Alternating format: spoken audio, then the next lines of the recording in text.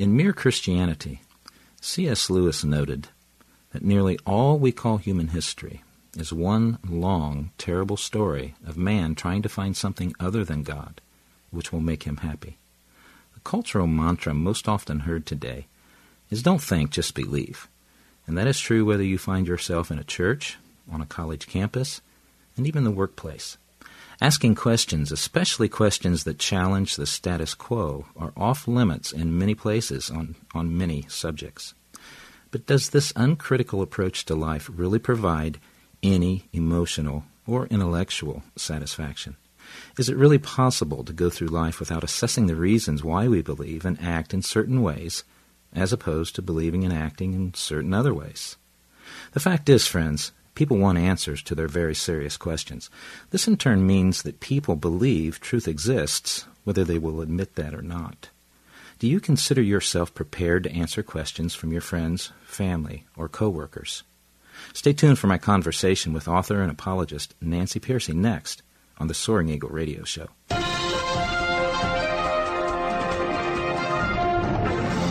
Remember that your failure to be informed does not make me a wacko. Well, the time has come, the walrus said, to talk of other things.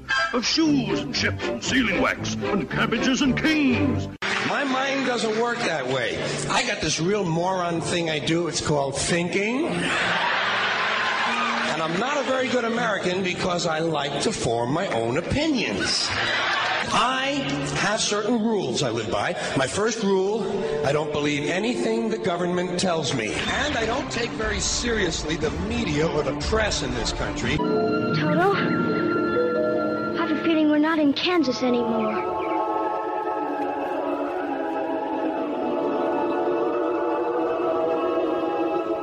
Nine most terrifying words in the English language are, I'm from the government and I'm here to help. This is your last chance. After this, there is no turning back. You take the blue pill, the story ends. You wake up in your bed and believe whatever you want to believe. You take the red pill, you stay in Wonderland, and I show you how deep the rabbit hole goes. Hello, and welcome to Soaring Eagle Radio. Your host is Mike Spaulding. Get ready to be challenged and encouraged as you consider today's news and Mike's commentary from a biblical perspective. Now, let's join Mike. Hi, friends. Thanks for joining us today on this episode of Soaring Eagle Radio. As always, you can subscribe to the show on iTunes and Stitcher. You can follow us on Facebook or Twitter at Soaring Eagle Rad, and of course, listen to every episode on our website, SoaringEagleRadio.com. My guest for this episode is Nancy Pearcey. She's the author of Total Truth, Liberating Christianity from Its Cultural Captivity, which won a 2005 ECPA Gold Medallion Award, and How Now Shall We Live, co-authored with Harold Fickett and Chuck Colson, which won a 2000 ECPA Gold Medallion Award. Her most recent release, and the subject of our conversation today, is entitled Finding Truth, 5 Principles for Unmasking Atheism, Secularism, and Other God Substitutes. Pearcey has been a visiting scholar at Biola University's Torrey Honors Institute, professor of worldview studies at Cairn University, and Francis A. Schaeffer Scholar at the World Journalism Institute. Currently, she is professor of apologetics and scholar in residence at Houston Baptist University, a fellow at the Discovery Institute's Center for Science and Culture, and editor-at-large of the Pearcey-Report. She holds a B.A. from Iowa State, an M.A. from Covenant Theological Seminary, and pursued graduate work in history of philosophy at the Institute for Christian Studies in Toronto. Welcome to the Soaring Eagle Radio Show, Nancy. Well, thank you. It's very good to be here. Well, I'm honored to have you on, and I'm a fan of your work. In fact, the books that I just mentioned during the bio I have in my library, and actually taught through How Now Shall We Then Live. Of course, that's been a few years ago now, but that was an excellent book, and it proved to be a useful tool for introducing people to worldview apologetics. So thank you for writing those, Nancy. They're very well written. Well, thank you for saying so. It's been very encouraging to hear that. Nancy, I know a little bit of your background and have heard your testimony before, but I'm wondering if you would share with our listeners a little bit about yourself, your faith journey, and how you ended up as an author, a commentator, and apologist. Well, right. What really drives all my writings, and especially my most recent book, Finding Truth, is my own experience, because I was raised in a Christian home, and about halfway through high school began to realize that I really had a second-hand faith. I was really a Christian mostly because of my family background and my parents, and I didn't have any reasons for really knowing that it was true. Yeah. I had no personal reasons for that kind of conviction, and I realized that wasn't going to work. That wasn't going to last me my life. Right. I had too many secular friends, too many Jewish friends, too many people who believed other things for me to be able to survive as a Christian without having some good reasons for it. Yes. And unfortunately, when I began asking questions of my parents and my pastors, no one could answer them. There were not the kind of resources on apologetics that there are today, to be charitable. They didn't have as much at hand, but no one gave me any kind of answers. Let me just give you some examples. Sure. I was talking to a Christian university professor. So I thought maybe he would have an answer when I said, "Why are you a Christian?" And all he said was, "Works for me." I thought, well, it's not working for me. Right. I had a chance to talk to a seminary dean. Again, somebody who has that kind of theological education. I was hoping to get an answer, and all he said was, "Don't worry, we all have doubts sometimes." Oh, wow. And Yeah. so it were a psychological phase I was going through. And so those were the kind of answers I was getting, and I realized if that's all Christianity had, then it really did not have substantial answers to the questions I was asking. And it seemed to me a matter of intellectual honesty. And that's how I thought about it, even though I was only about 16. But it was a matter of intellectual honesty that if you didn't have good reasons for something, you shouldn't say you believe it, whether it was Christianity or anything else. And that I really needed to set it aside and embark on a search for what was really true. If I didn't have any adults helping me, I guess it was up to me. And I started just reading books and literally going down the hallway to the library at the public high school I attended and pulling books off the philosophy shelf. And I thought, maybe this is where people answer questions like, what is truth? What is the meaning of life? Yes. How do I know if there's an objective basis for my moral choices? Now, all of these questions that now I was starting to ask, and I could not find any adults to answer. So I went through several years really looking for truth. And we had lived overseas when I was a kid, so I went back to Germany when I graduated from high school, and eventually ended up at the ministry of Francis Schaeffer in Switzerland, which is called L'Abri. Yeah. And that was the first time I encountered Christians who dealt with apologetics and who could give reasons, who could show that Christianity did have answers to the secular worldviews that I had embraced by that time. Yes. And so that's because this was such an important part of my own life. I did become Christian eventually through the work of L'Abri and Francis Schaeffer. And so because this is so foundational to my own development intellectually and spiritually, this is what drives all my writing now, is to help young people like me who weren't getting any answers to get answers to how they can be sure Christianity is true and how they can be sure that it has the resources to answer the questions posed by competing religions and philosophies. Yes. I think that it's fair to say that a good many Christians, especially young people who are at that stage where they're asking questions, Nancy, they really could be described as practicing agnostics. They've really assimilated secular worldviews into their thinking, and they're not even aware of that. And I think one of the issues, and you hit the nail on the head, is that when questions are asked of religious leaders, be they pastors, elders in the church, even parents, when questions are asked, it seems that these authority figures are not equipped to answer those questions. It's a very serious mistake that parents and church leaders make when they try to sidestep answering those questions, don't you think? Well, when I was researching my latest book, Finding Truth, I discovered studies that were done asking young people why they left the religion of their family. Yeah. And the answer they found most often was unanswered doubts and questions. Mm. And the researchers themselves were surprised because they had been primed to think young people have questions because they've got, a break in their relationship with their parents, or they've been emotionally wounded by somebody at church. They assumed it was going to be some personal issue like that. Yeah. But the top reason given by young adults was that they were not getting answers to their questions. That should be. I totally agree with you. Yeah.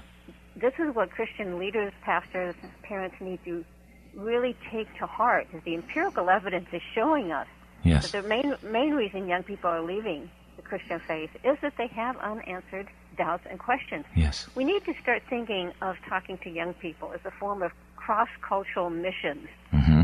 That cultural change is happening so quickly today that Yes. teens are exposed to ideas and worldviews that are very different from those of previous generations. That's right. And so our job is to study the language and the thought forms of our children's generation just as carefully as if we were preparing to travel to a foreign country Yes. as a missionary. Yeah. We have to have a missional mindset, Yeah. even with our own kids. Yes. And, of course, the reason for that ultimately should be driven by love. Apologetics should always be driven by love, that Yes. we love people enough, Right. that we take them seriously, we take their questions seriously, we listen to them, we're willing to do the hard work of finding answers to their questions. They may not be the same questions we had, Yeah. because cultures change. And that's why sometimes people dismiss those questions. Well, Yes. I didn't have those questions when I was young. Well, but our kids do. Yes. So we have to do the hard work Yeah. of finding answers. Well, parents are quick to say, and I would agree with this, that the times have changed from when we were kids, and so the questions are going to be different as well. Our children are being inundated with all kinds of data and information and very persuasive rhetoric as to why Christianity fails. And I imagine some of our listeners, Nancy, a good many pastors and other church leaders are part of my audience, and I imagine that some of them are just a tad bit nervous right now because they understand that maybe they have a little bit of work ahead of them to prepare themselves to answer these kinds of questions. But it's really a challenge that I think church leaders need to take up, because the alternative is that young people are going to continue to leave the church, and that's just not acceptable. Well, what I find in my book, Finding Truth, what I offer is an approach to apologetics based on Scripture. Yes. And I think this makes it so much easier for pastors and teachers. The typical apologetics book has a lot of arguments, abstract arguments for the existence of God and so on. It can be kind of daunting to get into some of those abstractions and the logic. But in Finding Truth, I start with Scripture. I start with Romans 1. Yes. And personally, I find this really exciting because, it ties apologetics to what we love most. We love most God's Word, God's truth. Yeah. And it makes it so much more accessible. Yeah. That if you start with Romans 1, and Romans 1, as you know, is where Paul talks about general revelation. He's talking about how do you make the case for God to people who are not Christian or are having doubts and not quite sure what they do believe. And so he makes the argument for people who don't necessarily accept Scripture. And he starts with saying that everyone who rejects the biblical Creator, who exchanges will exchange the glory of God for something in creation. Right? That's Romans 1:23.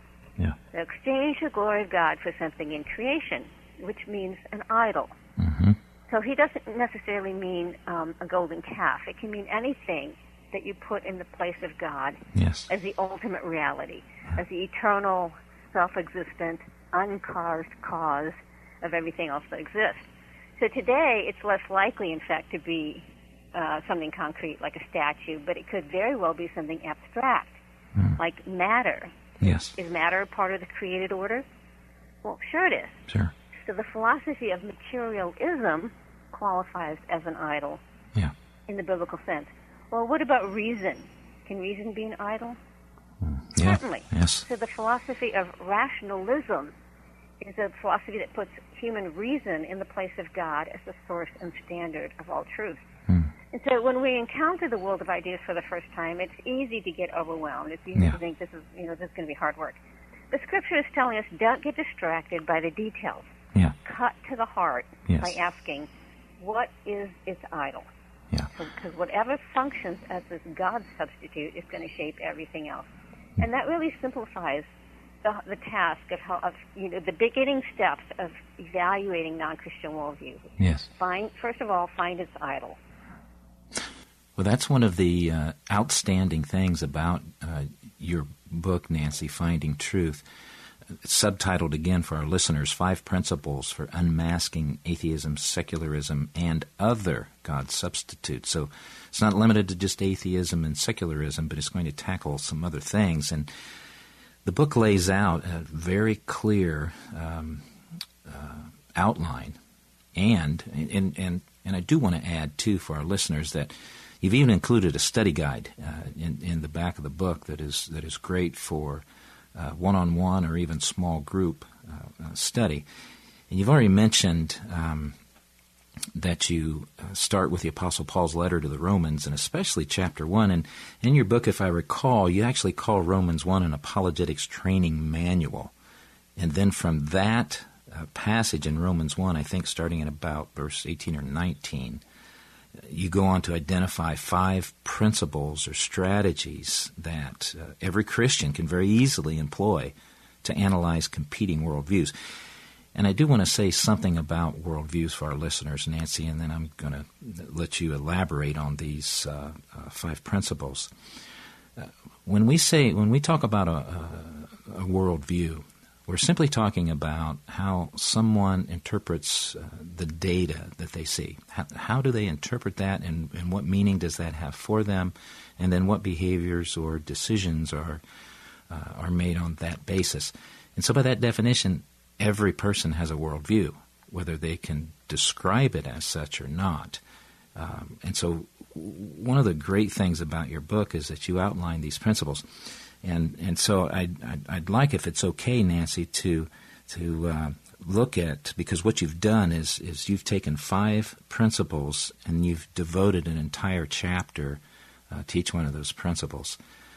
Very in-depth, but also very readable, very understandable for our listeners. So I guess what I'm doing, I'm plugging the book, and I'm encouraging people to go out and buy the book and use it in your group studies. But these 5 keys, let me give them to our listeners, and then I'll have you discuss them, Nancy. But the 5 principles are this from the book: 5 strategic principles for analyzing any worldview. Number 1 is identify the idol. Identify the idol. And I'll let you explain what that means in a moment, Nancy. Secondly, identify the idol's reductionism. Third, test the idol. Fourth, test the idol. Does it contradict itself? Fifth, and then replace the idol. Make the case for Christianity. Nancy, in chapter 1, entitled Twilight of the Gods, here you're identifying the idols, and that's a very necessary starting point. So could you walk us through what you talked about in chapter 1? Yeah, I liked what you were saying a minute ago when you said, what is a worldview? And in Romans 1, Paul is essentially saying every worldview starts with an idol. Every worldview starts by, you can't think without some starting point. Right. And if you don't start with God, you're going to start with something else. You have to have some sort of logical starting point from which everything else flows. And you were saying, what is a worldview? It's a lens through which we see the world. And I was talking to a mother the other day whose child was about to go off to college, and I was giving her some of the isms that she was likely to encounter, and she was like, my kid's going to encounter that and that and that. And I said, well, wait a minute, yes. Yes. Let's take just, when we talked about materialism, matter is the idol, matter is the ultimate, everything is reducible finally to matter.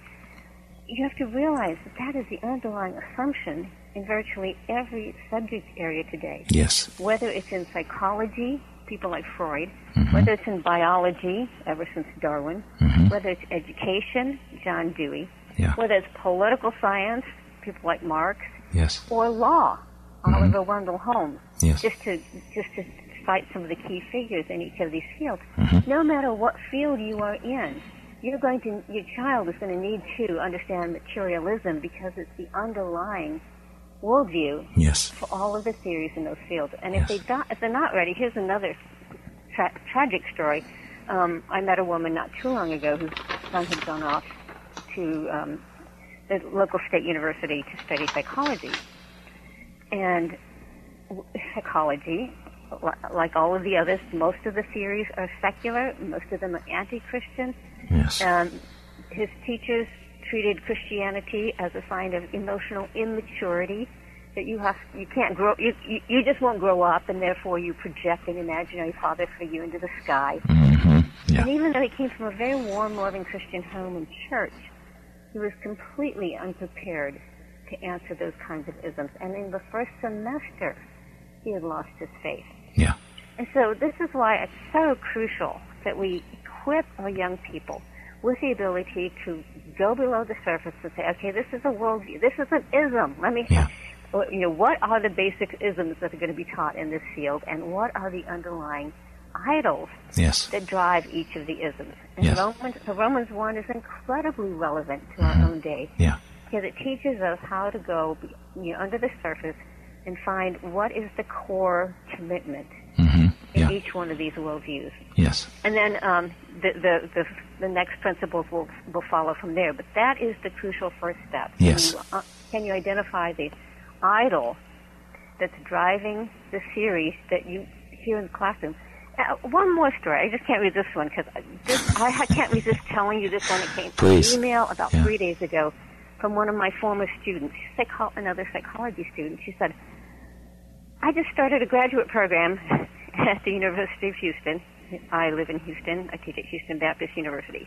She's at the University of Houston. She's gone off to a secular university. She said, I had never heard before that Christianity is a worldview, and I'd never heard before all of these isms that are common in psychology. And I won't list them all because they're all polysyllabic words. Positivism and logicism and so on. She said, listen, I'd never heard those before I took your class. Now I hear them in every single class, in every single textbook. If I hadn't had your class, I would be a shipwreck by now. Perfect. So our young people need to know the isms they're going to encounter before they get to the classroom, so that they have their answers ready.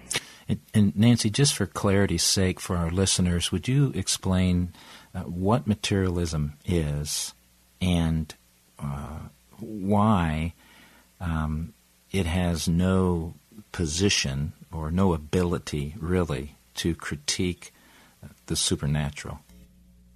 Sure, the most consistent versions of materialism deny the reality of anything beyond matter. Matter is the ultimate that exists. Everything needs to be reducible to matter. So there's really no soul, no spirit, no mind, no will. Anything that goes beyond material is simply denied. And humans are reduced to biochemical machines. So Richard Dawkins, most of us know him since he's such an outstanding, well-known atheist. Richard Dawkins says, human beings are survival machines. They are robot vehicles blindly programmed by their genes. So you say to yourself, why would anyone hold a view like that? What's the appeal of such a negative and inhumane view of the human person? They're basically biochemical machines. Well, the answer is, if we can reduce humans to purely natural forces, then we can explain their origin by purely natural forces. Yes, that's and it. then there's no need for a creator. Yeah. And that's very problematic, as I'm sure you're going to touch on as we work through these 5 principles, that viewpoint that denigrates the value of human life. Right. Yeah, that's right. We're jumping ahead a little. It's a strategy for suppressing the evidence from general revelation. Right? Yes, yeah. Which is exactly what Paul says people do. That's exactly right. So, Chapter 1 is devoted and is entitled Twilight of the Gods. So there you're identifying the idols, and we've been talking about materialism. That is an idol. And what we mean by that is that it takes the place of God. Materialism has taken the place of God for many, and you mentioned Dawkins as one example. And so that's a necessary starting point. So what flows from that? The second principle, and you devoted Chapter 2 to that, how Nietzsche wins. There you're demonstrating the principle of reductionism. Right. Reductionism just means you reduce human status and human value to something less. Yes. And you see, those who exchange the glory of God for something in creation will also exchange the image of God for something in creation. Yes. Because an idol is something less than God, lower than God, it will always lead to a lower view of humanity. So like we just saw, if you're a materialist, you're going to deny anything that's not material. You're going to reduce human beings to complex biochemical machines. Of course, it doesn't work. Right. Are we really just biochemical machines? All of us make choices from the moment we wake up in the morning. That's right. We don't live like a robot. Right. One philosopher jokes, if people deny free will, then when ordering at a restaurant, they should say, just bring me whatever the laws of nature have determined that I will get. The beauty of this argument is again, as Paul tells us, we're referring to general revelation. You don't have to believe the Bible to recognize materialism does not match reality. It's not true to human experience, to what we know about ourselves. We know that we make choices. We know we're not just complex machines. And so you can make this argument. You can equip your young people to make this argument when they're having doubts about the Bible or when they're facing questions from their secular friends or from a secular classroom. Yes, that's right. So idolatry always leads to reductionism, which really leads to destructive thinking and behavior because humanity is thought to be much less than what it is, which is image bearers. So those that subscribe to this try to live a completely material existence that makes no allowance for what Francis Schaeffer called the upper story or the supernatural aspect of life. Now, from that context, Nancy, and you give a lot of good details in your books, very wide in its net, the net that you cast. What are some of the problems that arise from this kind of thinking that devalues human life? What happens in a culture concerning race, concerning class, concerning gender? Right. If you have a low view of the human person, how are you going to treat people? Yeah. You're going to treat them as less than human. Right. And it is easiest to see this when it's fleshed out in history. The 20th century was the bloodiest ever in human history. Yes. And most of the carnage was driven by atheist totalitarian regimes, like Nazism and communism. So what was the idol in Nazism? How did it define people? Yeah. It was your race. Yes. Your race determined your worth, your value, your standing in society. Yes. The Nazis claimed to be Aryan. And if you were the wrong race, if you were Jewish or Slavic or Gypsy, you could be herded into ghettos, shipped off in boxcars to concentration camps and thrown into the ovens. Or communism. What was the idol of communism? Let's think back to Marx. Marx was an economic determinist. So class, economic class was the idol. Capitalist versus proletarian. Your economic class determined your worth, your value, your standing in society. Yeah. And if you were the wrong economic class, you could be put in prison, shipped off in boxcars to hard labor camps, or shot. And so this explains why Romans 1 starts with idols and ends with that long list of destructive behaviors. Most of us are familiar with that part of Romans 1. Yes. You know, the whole second half of Romans 1 is a list of all the destructive behaviors that people engage in. And that's why, because it's saying every idol leads to a lower view of human dignity, which in turn leads to violence and oppression. Yes. Yeah. And then the third principle then that you outline in Chapter 3 that you have entitled Secular Leaps of Faith, here you're testing those idols. Does the worldview that they describe and defend, does it really match reality? Right, and we touched on it briefly when I said, when you go to a restaurant, do you say, you know, just bring me whatever the laws of nature have determined that I will get? Right. Nobody lives like a machine, even though that is the dominant worldview in the academic world today. I give a lot of examples in Finding Truth. What I did is I hunted down examples of secular atheists who themselves admit they don't live that way. Right. And here's the one that my students always remember the best because it's so poignant. And this is Rodney Brooks of MIT. I mention MIT because these are leading thinkers. These are not fringe people. That's right. He was the head of the Artificial Intelligence Lab at MIT and wrote a book called Flesh and Machines. And in that book he says a human being is nothing but a big bag of skin full of biomolecules interacting by the laws of physics and chemistry. Now, in ordinary life, he says, I know it's difficult to actually see people that way. It's just a big bag of skin full of biomolecules. But, he says, when I look at my children, and this is a direct quote, when I look at my children, I can, when I force myself, see that they are machines. Wow. But is that how he treats them? Of course not. Of course not, In the next sentence, he says, I give them my unconditional love. And then admits, he says, it has no rational analysis within my own worldview. Because, of course, robots don't love. That's right. So Brooks is admitting that his philosophy is too limited to account for reality as he himself experiences it. And this is one of the wonderful things out of Romans 1, since it's dealing with general revelation. It's dealing with, it's instead of just saying to somebody, well, let me tell you what the Bible says, well, and they say, I don't believe the Bible. Say, let me show you your own worldview contradicts what you yourself live. Yes. So everyone has a profound experiential sense of being made in the image of God, with the ability to make moral choices. Yes. To love our own children. And that knowledge keeps breaking through, even for those whose worldview tells them that they're machines made in the image of matter. Yes.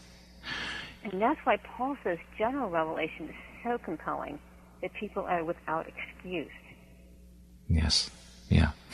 And that really is a very important point. And I want our listeners to grasp what you were saying there.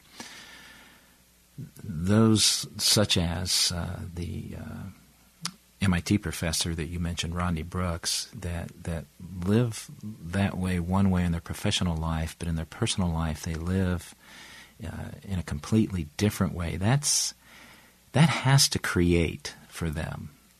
That has to create some type of cognitive dissonance. They're living two inconsistent worldviews or belief systems, and they have to know that.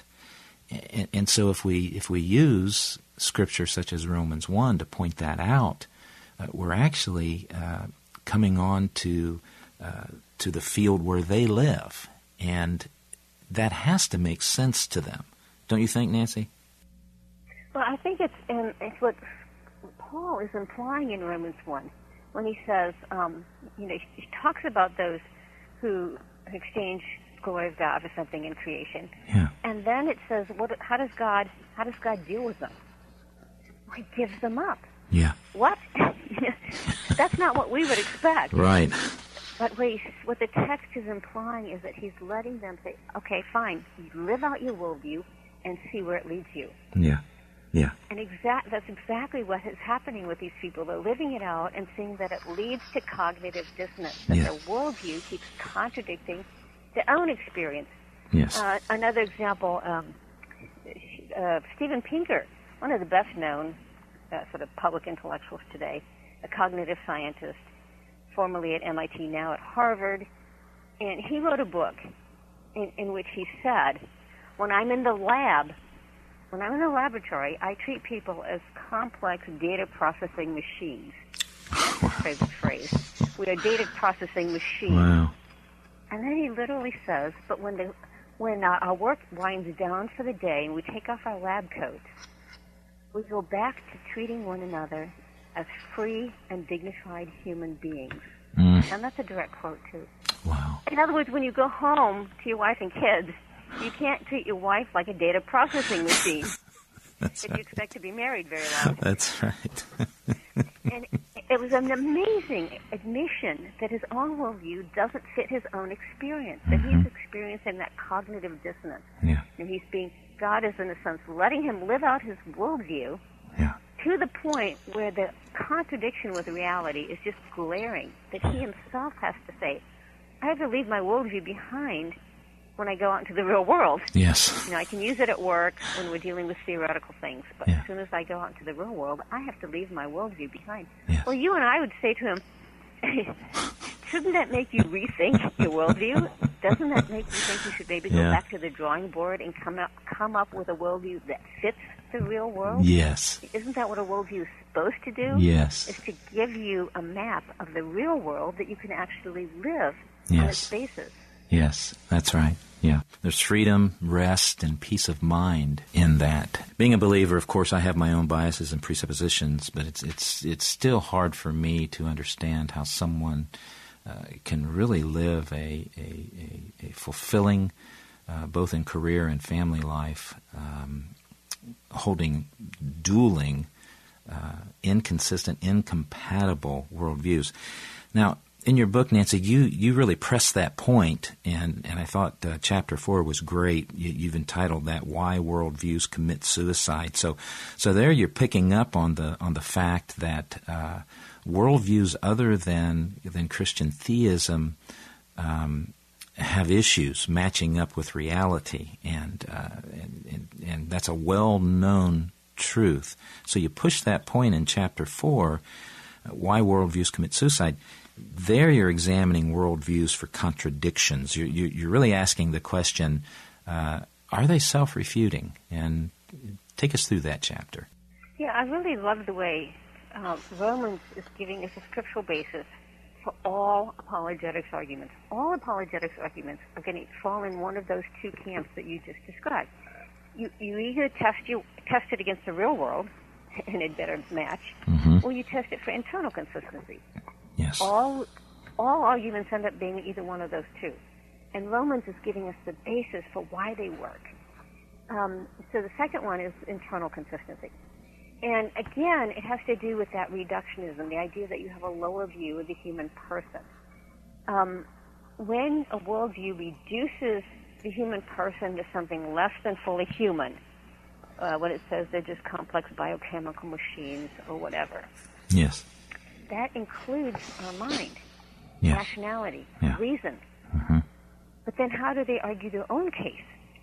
Well, they have to use reason. Right. So when they debunk reason, they undercut their own case. Yeah.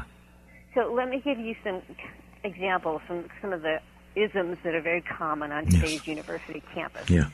We mentioned Marxism. Marxism says you don't think the way you do because you're rationally persuaded it's true, but because it advances your economic interest. Yeah.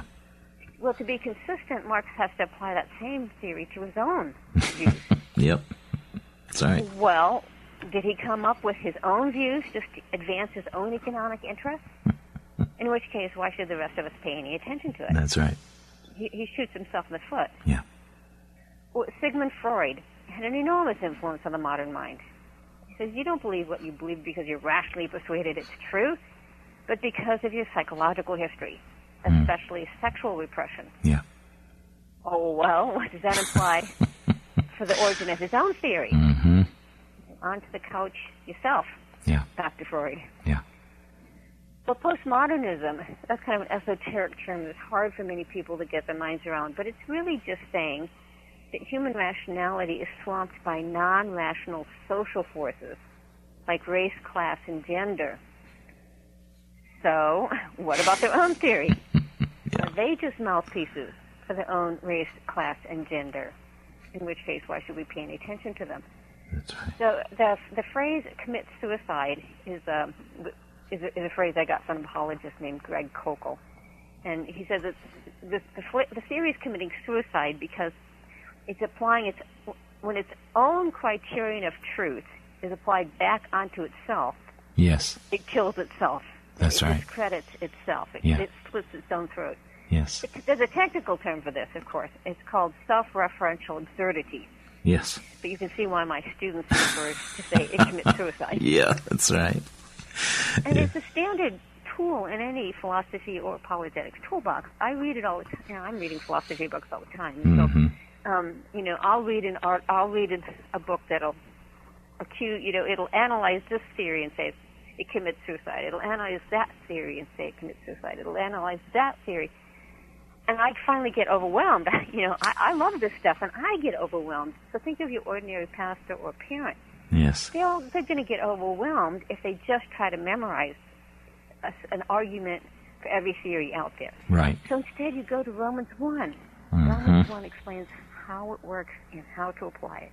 Yes. You identify the reductionist view of the human person and the reductionist view of reason, and that's the point where this theory will be self-refuting. Yes. And Christianity doesn't have this problem. It has a high view of reason. Yes. Our minds reflect the divine mind. Yes. And so what that means is every other philosophy essentially has to borrow a Christian view of reason, Mm-hmm. Yeah. at least at the moment when they're making their own claims. Yes. Otherwise, they commit suicide. Yes. Yeah. Well, that's a beautiful segue into Chapter 5, because as I read that, I thought, well, this is... I wrote a paper some years ago that I was privileged and honored to deliver at an annual meeting of the International Society of Christian Apologetics in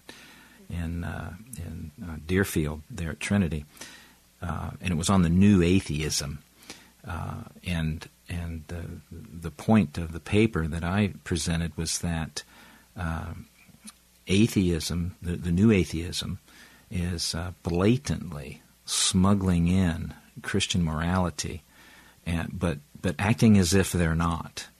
And I picked up a sense of that in your Chapter 5 that you've entitled, I love the title, Nancy, Freeloading Atheists. And here you're showing that all worldviews to some extent, and this is my own interpretation of what you wrote there, and you can correct me if I've misrepresented that, but that all worldviews to some extent smuggle in Christian morality, and that is especially the case with atheism, and so they're really standing upon false foundations for their beliefs. Yeah, in Finding Truth, I suggest if you want to be really relevant in your apologetics, then why not answer the questions people are actually asking? And why not look at the points where they themselves admit that their worldview fails? Mm-hmm. And one of the ways they admit it, at least tacitly, is when they have to reach over and borrow something from Christianity, like as you said, that we just said they have to essentially borrow a Christian view of reason when they're making their own case. Yes. But here's another example that I found several atheists essentially admitting. One of the great ironies of our age is that there are more movements than ever before for human rights, equality, dignity, freedom. Yes. But as we've been talking about, the dominant worldviews of our day, like materialism, deny the existence of free will, give no basis for rights or dignity because they say we're just essentially complex robots. Yes. So where did the idea of equal rights and freedom even come from? Yes. Well, back in the 19th century, the great atheist Nietzsche said it came from Christianity. Mm-hmm. He said what did he say? The concept of the equality of souls before God furnishes the prototype of all theories of equal rights. Yes. Another atheist who died recently, but he was a well-known American philosopher named Richard Rorty, and he said, "I'm a materialist, I'm an evolutionist, I'm a Darwinist, and in the struggle for existence, the strong win, and the weak are left behind. So clearly, that cannot be the source of the concept of universal rights." Where did it come from? Yes. He says it came from the biblical teaching that all human beings are created in the image of God. Yeah. His grandfather was a Christian pastor. So he says, I have to reach over and borrow the idea of universal rights from our Christian heritage. And he's the one who actually uses the term freeloading atheist. He says, I am a freeloading atheist, and admits that he has to freeload the concept of human rights in Christianity. Yeah. And, one final example is a British atheist named John Gray, who's a contemporary atheist.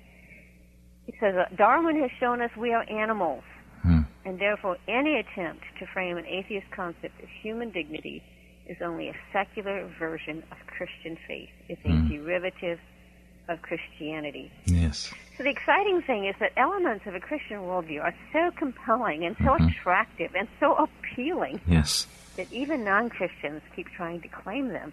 They're all freeloading atheists. And we come back to Paul. No wonder he said he's not ashamed of the gospel. These 5 principles in finding truth show that the Christian worldview is not only true, but it's also more attractive and more appealing than any alternative worldview. Yes, that's right. Well, your book, Nancy, is a very clear call for people of faith to think critically about what they believe.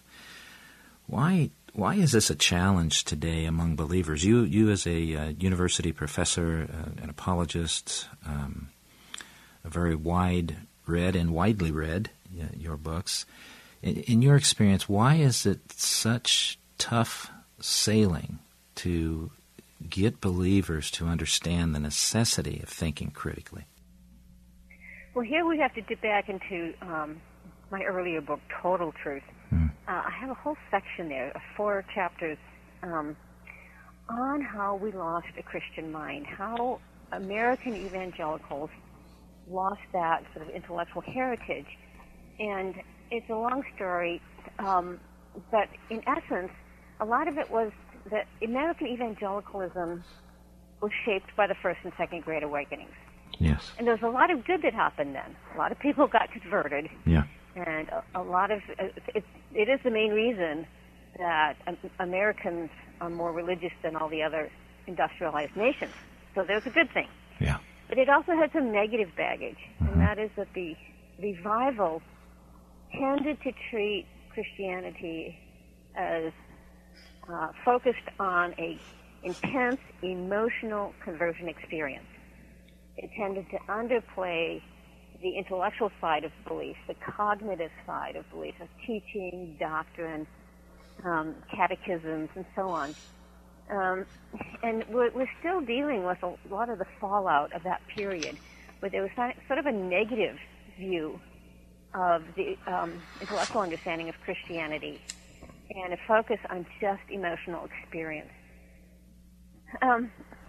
And unfortunately, if anything, it's gotten worse because of the secular world is so hostile that a lot of Christians think the way to deal with intellectual challenges is to redefine Christianity as just my personal experience, because nobody can challenge my personal experience. Right. So if I define it in terms of emotional experience, therefore it will become immune to outside challenges. Well, it doesn't work. We're made in God's image. We're not just emotional beings. We're rational beings. And so ultimately it doesn't work. And we run into what's happening today where there's the hemorrhaging from the church of our young people because they're not getting their questions answered. Yeah. And a lot of it is because of that historical heritage. And Total Truth, I have had so many people come up to me after reading Total Truth and say, your book just explained my whole life to me. They said, I always knew something was wrong, but I couldn't put my finger on it. And because when you go up for that historical perspective and you see that anti-intellectualism developing over time, you understand it a lot better. And you say, okay, now that's why I tend to hear this. Here's an example. I went to seminary. I have an MA from the seminary. And, of course, there were all these jokes about seminaries being cemeteries. Sure, yeah. Right? Because that's, if you go to seminary, the idea being, well, if you have an intellectual understanding of your faith, somehow that will kill the spiritual side of your faith. That's not true. No, not at all. But where would we get that kind of negative stereotype? Mm-hmm. It's because of that the history of the first and second Great Awakenings. Mm-hmm. And so the easiest way to get a handle on it is to go back and look at that history so that we understand sort of the unspoken stereotypes and assumptions that we need to overcome in our own minds as well as other people's minds in order to recognize the need to think critically and to develop a Christian mind. Excellent. The name of that book is Total Truth, Liberating Christianity from Its Cultural Captivity. Nancy, on the inside dust cover of your book, Finding Truth, the front flap says that Finding Truth demonstrates that Christianity is not only true, but attractive. Now, my hope is that our conversation in this episode of the program has done that for people. It has shown why the Christian faith is very attractive. But I wonder if you would speak to that. How is Christianity more appealing than the competing worldviews that we see today? Yeah, let's. I think Romans 1 still gives us an answer to that as well, because what it says is, if you look at nature or creation, right? Yeah. General revelation is that we look at creation, and Romans teaches us that evidence for God is clearly seen in the created things. That's Romans 1:20. Yeah. Now, typically, we think this passage refers to the beauty and complexity of nature. Mm-hmm. As heavens declare the glory of God. And it does. But it also refers to humanity, and you don't hear that argument made very often. That's right. That's the argument I make in Finding Truth. Mm-hmm. You and I are part of the created order. That's right. And we, too, give evidence for God. Yeah. And how is it? Well, think of it this way. The cause must be equal to the effect. So because humans are capable of choosing, the first cause that created them must have a will. Because humans are capable of thinking, the cause that created them must have a mind. Or as one Christian philosopher sums it up, because a human is a someone and not a something, the source of human life must also be a someone and not the blind automatic forces of nature, as philosophies like naturalism and materialism tell us. Yeah. Or as the Bible puts it elsewhere, he who planted the ear, does he not hear? He who formed the eye, does he not see? Yes. So the case for a creator fits our most universal experience of human nature, what we all know about ourselves. Again, general revelation is so compelling that people are without excuse. Yes. But you see, as soon as you get rid of the creator and recreate the image of, humans in the image of something in creation, you're going to end up with human beings being a something and not a someone. Mm-hmm. You will always have them being something less than the Christian view. This was so exciting when I was working on Finding Truth. Yeah. Is that you don't have to wait around to examine every philosophy out there or every religion out there. Yeah. You can know, it's logically inescapable, that if you don't start with a creator God, you're going to start with something less. That's right. And therefore you will have a lower view of the human person. It will be less personal, less humane. You'll either have human beings basically an organism, a complex animal, or a machine, as it's a more common view today, Mm-hmm. or you'll have an Eastern religion where human beings, their personality is a bad thing. Yeah. They should dissolve their personality and merge with the one, Yes. the all. Mm-hmm. Yeah. So no matter whether it's religion or philosophy, you will always have a lower, more negative, less humane view of the human person. And therefore, you can always craft a positive argument for Christianity. Yeah. We tend to have negative arguments for Christianity, right? You're a sinner. You need to get saved. Yeah. And that's true. Yeah. But you're a sinner is only a tragic story because we were something so wonderful to start with. We were made in God's image to start with. We had such value, purpose, and dignity. Yeah. That the fall is really tragic. Mm-hmm. If we're just a piece of junk to start with, then if it's broken, who cares? Who cares? But yeah. it's because we have such value and dignity that the fall is so tragic. Yes. So we can always go back to the creation and make a positive case for Christianity. Yes. Over against any other religion, it's going to have a higher view of the human person, of human dignity and human value than any other philosophy out there. Yes. Amen. Amen.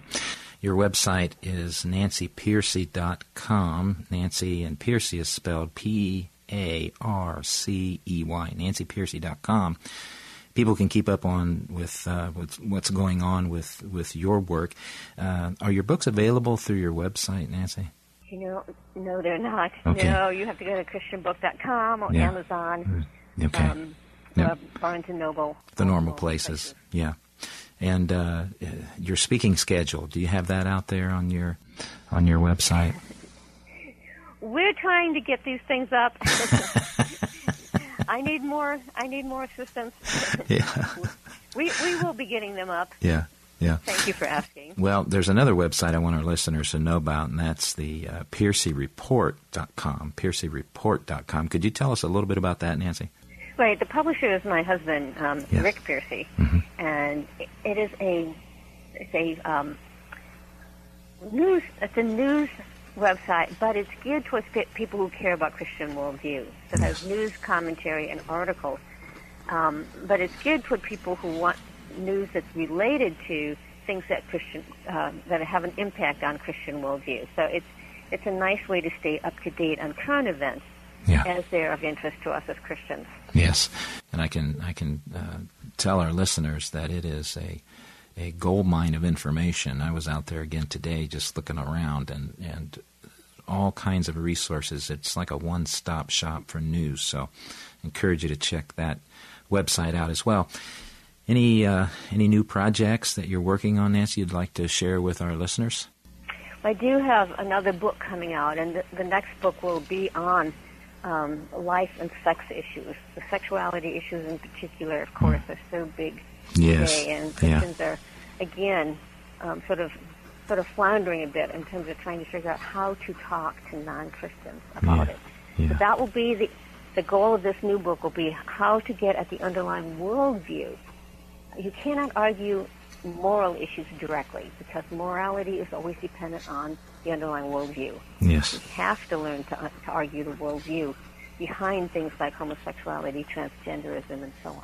Yes. Well, I'm looking forward to getting a copy of that. When do you expect that to be released? I don't have a timeline yet. About a year. About a year. Okay. Yeah. Well, I'm going to be very impatiently waiting on that one to come out. I think that would be a very valuable resource, and you're right. That is the top 2 or 3 issues that Christians need to be informed about. And what I've seen, unfortunately, is that so many Christians are taking the wrong approach to this, and they are letting compassion, really, in my view, faux compassion, overrule what a true biblical worldview is. But I'll save that for another episode.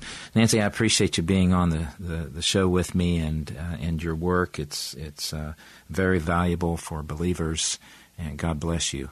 Thank you so much. I really appreciate it. Thank you. Soaring Eagle Radio is a production of Transforming Word Ministries and is released under Creative Commons Attribution, Non-Commercial, No Derivatives 4.0 International License.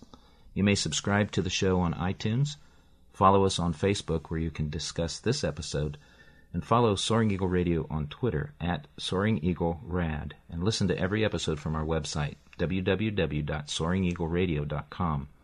The opening audio montage collection was created by Micah68 Productions. Visit them on the internet at www.mika68.com for more information. Friends, remember the Apostle Paul's admonition to the believers meeting in Rome. Therefore I urge you, brethren, by the mercies of God, to present your bodies a living and holy sacrifice, acceptable to God, which is your spiritual service of worship. And do not be conformed to this world, but be transformed by the renewing of your mind, so that you may prove what the will of God is, that which is good and acceptable and perfect. I'm your host, Mike Spaulding. Thank you for joining us today for this edition of Soaring Eagle Radio. Thanks for tuning in today to the Soaring Eagle Radio program. For more information about the show, write us at Soaring Eagle Radio, 682 West Grand Avenue, Lima, Ohio, 45801. You may also contact Mike directly by email at the following address, pastormike@woh.rr.com. God bless you today as you seek Him.